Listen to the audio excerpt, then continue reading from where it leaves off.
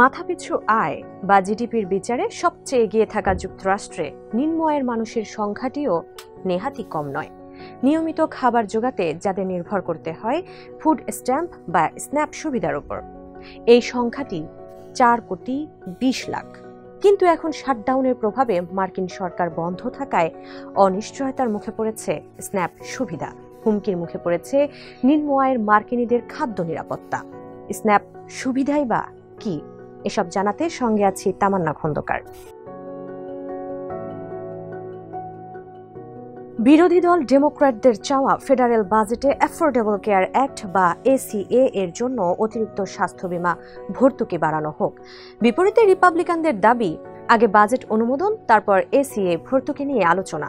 মূলত দু দলের এ মতবিরোধের কারণেই কার্যত বন্ধ হয়ে আছে মার্কিন সরকার, পাশ করা যাচ্ছে না বাজেট, ফলে কমে আসছে রাজ্য সরকার পরিচালিত ফেডারেল খাদ্য সহায়তা কর্মসূচি স্ন্যাপের অর্থ। এই অবস্থায় গত 10 অক্টোবর যুক্তরাষ্ট্রের কৃষি দপ্তর রাজ্যগুলোকে জানিয়েছে সরকার বন্ধ থাকা অব্যাহত থাকলে নভেম্বরে স্ন্যাপ সুবিধা দেওয়ার অর্থ শেষ হয়ে যাবে, যা রীতিমতো আটকে ওঠার মতো খবর 4,20,00,000 নিম্ন আয়ের মার্কিনীর জন্য। যুক্তরাষ্ট্রের ফেডারেল খাদ্য সহায়তা কর্মসূচির সংক্ষিপ্ত রূপ স্ন্যাপ, যা পরিচালনা করে রাজ্য সরকার।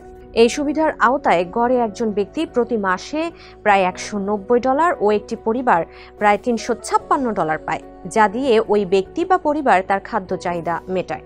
আর এই সুবিধাভোগীদের অধিকাংশই দারিদ্র্য সীমার নিচে বাস করেন। ফলে স্ন্যাপ সুবিধা বন্ধ হলে মারাত্মক খাদ্য অনিশ্চয়তায় পড়বে এই মার্কিনীদের জীবন।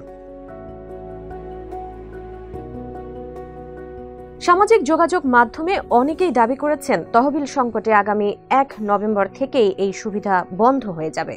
আবার কেউ কেউ বলছেন পুরো নভেম্বর জুড়েই ক্রমান্বয়ে বিভিন্ন রাজ্যে বন্ধ হবে এই সুবিধা। আর New York, North Carolina, Texas, Florida ও উইসকনসিন সহ বেশ কিছু রাজ্য জানিয়েছে সরকার বন্ধ থাকলে নভেম্বরের স্ন্যাপ তহবিল নাও পাওয়া যেতে পারে।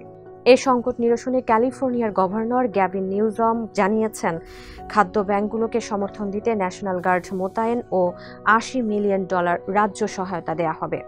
অন্যদিকে উইসকনসিনের গভর্নর টনি এভার্সের ভাষ্য, এটি কোনো তাত্ত্বিক বিষয় নয়, ক্ষুধা। অথচ ওয়াশিংটনের অচলাবস্থার ফল মানুষকে অনাহারের দিকে ঠেলে দিচ্ছে।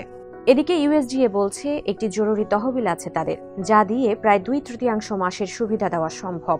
প্রয়োজনে অন্যান্য অর্থ এ খাতে ব্যবহার করার কথা জানাচ্ছে তারা। শুধু তাই নয়, উইমেন, ইনফ্যান্টস অ্যান্ড চিলড্রেন খাদ্য সহায়তা চালু রাখার জন্য তহবিলের ব্যবস্থা করেছে সংস্থাটি। তাছাড়া এমন পরিস্থিতি মোকাবেলায় একটি বিধিও অনুসরণ করে সংস্থাটি। সেক্ষেত্রে অপেক্ষাকৃত বেশি আয়ের সুবিধাভোগীদের সাহায্যই সবার আগে কমানো হয়। স্ন্যাপ সুবিধা বন্ধ হওয়ার বিষয়টি উড়িয়ে দিয়েছেন house of representatives speaker mic Johnson.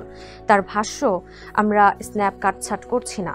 যদিও মার্কিন কংগ্রেশনাল বাজেট অফিসের তথ্য বলছে ভিন্ন কথা। তাদের হিসাব মতে আগামী 9 বছরে মাসে গড়ে প্রায় 2.4 মিলিয়ন মানুষের সুবিধা কমে আসবে, কারণ কর্মসংস্থান শর্ত কঠোর করার পরিকল্পনা করেছেন ট্রাম্প প্রশাসন। এছাড়াও ট্রাম্প প্রশাসনের নীতির কারণে খাদ্য সরবরাহ কমিয়ে দিয়েছে খাদ্য ব্যাংকগুলো।